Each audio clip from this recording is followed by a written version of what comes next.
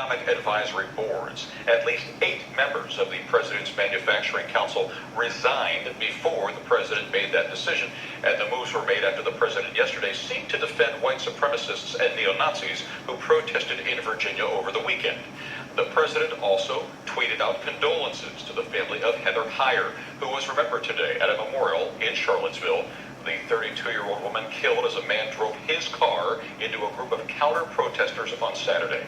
Heyer's mother calling on the crowd today to take action. She loved people. She wanted equality. And in this issue of the day of her passing, she wanted to put down hate. Of course, other family members giving their thoughts on this as well, including her father. The funerals for 2 Virginia state police troopers who died when their helicopter crashed during those protests will be held later this week. Illinois Republicans enjoying their party's day at the state fair spent time distancing themselves from the president's comments on the violence in Virginia. The state's top Republican, Governor Bruce Rauner, arrived at the fair on his motorcycle. He drew a clear line between himself and the president when it comes to denouncing neo-Nazi groups. I vehemently disagree with the president's comments. We must stand together against hatred, and we must condemn those actions in Charlottesville in the strongest terms.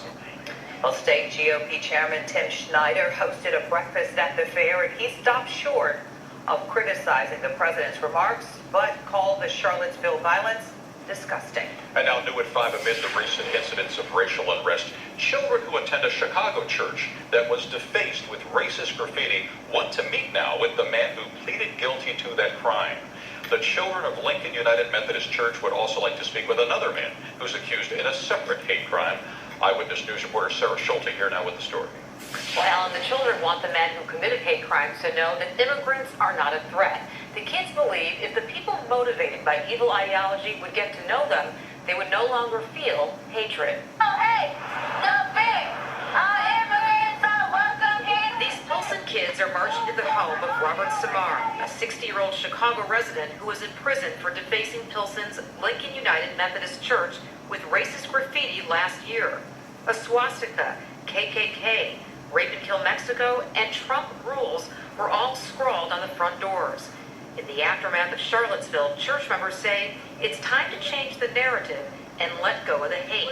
We're trying to show that we're not going to accept the hate that was put on our church, but we're also going to forgive for what he wrote on our church. I feel like if we can one day talk to him maybe, and we can help him, because, you know, it's not just all, it can't be all me, you know, we always have to forgive.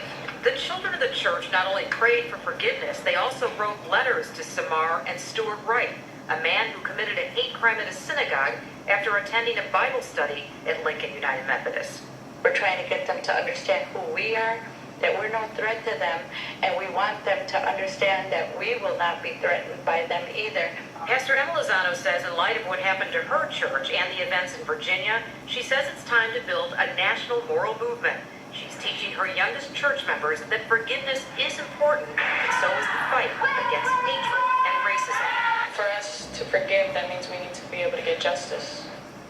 After pleading guilty, Robert Samar was sentenced to 2 years in prison. Stuart Wright is on probation. And besides messages for those 2 men, those kids of the church also want to give a message to President Trump that he needs to do more to silence hatred.